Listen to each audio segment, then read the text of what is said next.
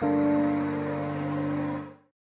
what's up you guys? Deluxe Figure back with another video, and today we're going to be taking a look at the long-awaited Marvel Legends Spider-Man No Way Home Electro.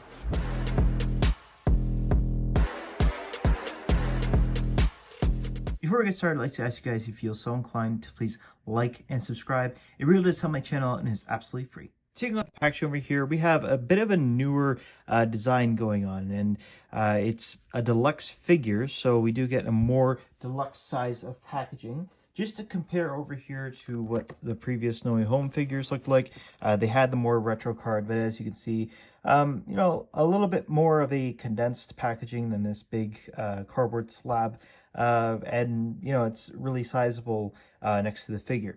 But anyway, I am a big fan of this in comparison to some of the other deluxe figures that the Hasbro has done for the No Way Home Marvel Legends, and that is because we have the big window box over here. You can see a nice background of the big spider that is from the No Way Home merchandising, and yeah, you can see Spider-Man No Way Home down here, Marvel Legends series at the top, Marvel's Electro at the side over here. The window box continues. You got Marvel's Electro with Electro down there, Marvel Legends series, and at this side over here you got Electro once again, Marvel Legends series. At the top you got the Spider-Man logo there. At the bottom you got some legalese along with the UPC code, so if you want to look for it, there it is. Then at the back over here you got a nice big picture of that same Electro image, and then a little bio with Electro there, and a couple other warnings at the bottom there as well too. So taking a look at Electro over here, what can I say?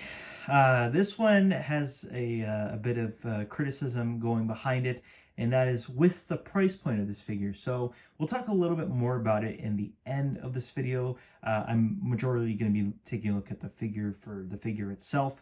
But one thing worth noting is that, you know, the typical Marvel Legends goes around the $20 to $25 price point, and this one over here is $35 price point. And I'm in Canada, so the price point is a little bit different for the Canadian dollar. Usually Marvel Legends go for around 30 to 40 bucks. This guy over here costs $50.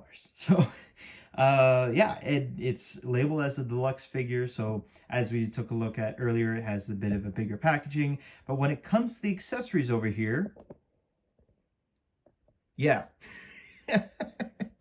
That's it. I mean, if you want to count as well too, he does have the electric effects, which are pretty cool. I think this is a bit of a newer one. It was introduced previously with the, I forget what the name of the Electro is, but basically the female Electro. And yeah, they're pretty cool. You get some cool effects with it. And yeah, the hands over here, you get two fisted hands that are on the figure, and then the two open hands. And yeah, that's it, and that's what warrants a deluxe action figure price point, question mark. So let me look at the figure itself. Yeah, accessories aside, this is actually a pretty decent Marvel Legends figure. And with that, I will say this specific design of Electro calls for a lot of significant details. He's in that more construction fit that he had from the No Way Home movie, so that calls for, you know, the different colors here. You got some tan, you got some gray, you got some yellow, you got another tan in there.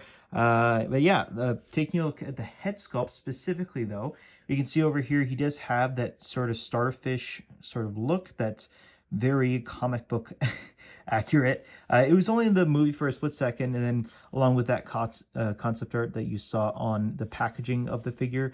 But you know what? I don't entirely mind it. I really am a sucker when it comes to comic accurate figures, and especially when it comes to the MCU designs.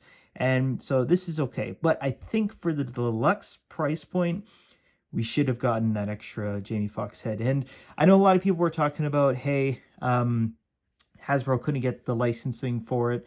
Well, take a look at the Hot Toys. The Hot Toys has Jamie Foxx's likeness, and this one does not. So whatever, I'm not gonna beat a dead horse over here. This head sculpt does look pretty good as is. I love the translucent effects on the starfish, and yeah, it's very comic accurate. So this is how I was gonna display it anyway, so I'm not entirely upset with it. As you can see over here with the actual costume design, the arc reactor was supposed to be right there. And yeah, it looks pretty good. I am a fan of it. And these pieces are all separate, so you know, it doesn't really hinder any of his posability if you need to take it out. in order to get him in a certain pose that you want to get him to. But you can see all the different coloring in here throughout the design of the suit. Looks pretty nice. I don't know, again, if that warrants the deluxe price point, but it does look pretty good. You do get the also pegless arm joints over here, which looks nice. And the back over here, you know, different textures on the figure. And these, I don't know what you call it, like cable pieces are all running throughout the figure, which just adds to the design. It looks very, very cool. Yeah, I mean, like I said, it's a great figure. I don't know for this price point. Maybe this is why. Maybe it's these pieces that go all the way throughout the figure. I'm not exactly sure. But taking a look at the pants over here, this nice construction pants. You got this clip hanging over here. Back of the pants over here looks pretty good as well too. Once again, you got the pegless legs, which looks pretty cool. And you got all the different coloring there too. I'm glad that they painted in all these. And then the Timberlands down here too with the boots. So that looks pretty good as well too. You got the different colors there. And then 2 peg holes at the bottom of the feet. As for articulation over here, it's actually not half bad. It's actually pretty dang good for an Electro figure. The head does move up about that much. It moves down. It moves side to side. You got a bit of a head pivot in there as well too. So nice head articulation that's standard with the Marvel Legends. You can move his arm up about, let's see, about that much there. No butterfly joint here. I've been noticing that for a lot of the movie figures, or when it comes to, you know, video game figures, they like to cut out on the butterfly joints. And I'm guessing that that's just a way to save money. I don't personally mind it because, you know, this character here doesn't need as much articulation as a Spider-Man would, for an example. So not a big deal to me, but his arm does move up and down. Bicep swivel. You got double jointed elbows in there. You got wrist articulation, which is a swivel and a hinge. You got diaphragm joint here, and as you can see, these pieces do pop out in you. So that's one thing to be mindful of, but it also prevents the figure from breaking whenever you're articulating it. So kind of a win and loss scenario here. It's just, you know, something to be mindful of. Anyway, diaphragm joint in here. You can move up with the waist joint in here. About there. You can move him down about there. You can pivot him to the side about there. So yeah, pretty good articulation there. Pivot him to the other side. And once again, these pieces do come out easy, so you're not going to break anything on this. At least I haven't yet. But anyway, you got some articulation in the legs over here. He can kick forward like that. He can kick back and on an angle. He can do the splits about there. And once again, these sort of cable pieces do port out from where they're attached, so you're not going to be breaking anything on the figure. You got a thigh joint in here, thigh swivel. You got double jointed knees, which move in like that there, and then you also do get some articulation in the feet over here with up movement, down movement, and of course the ankle pivot. Here is Electro compared to his Spider-Man, being the Amazing Spider-Man, Andrew Garfield Spider-Man. And here is Electro next to all the other No Way Home villains so far. And we're only waiting on Lizard now. We're very, very, very close to getting the full set over here. I myself am collecting them to create the Sinister Six. So I'm mixing it with some of the actual MCU Spider-Man villains, being Mysterio and Vulture. And then a few other ones like Venom that are outside of, you know, the Marvel universe, Marvel movie universe. But yeah, these guys look pretty good together. I'm a big fan of seeing them all together now finally being done. To think that, you know, No Way Home has come out almost 4 years ago now, and we're finally getting figures from the movie. Oh, Hasbro. Anyway, if you want to compare this figure to some figures that you have at home, you can see over here that it does stand at just around 6 inches when it comes to the figure, but if you're counting to the tip of the starfish there, it's around 6.5. All right, so final thoughts on this Marvel Legends No Way Home Electro. Okay, we'll get this out of the way, all right?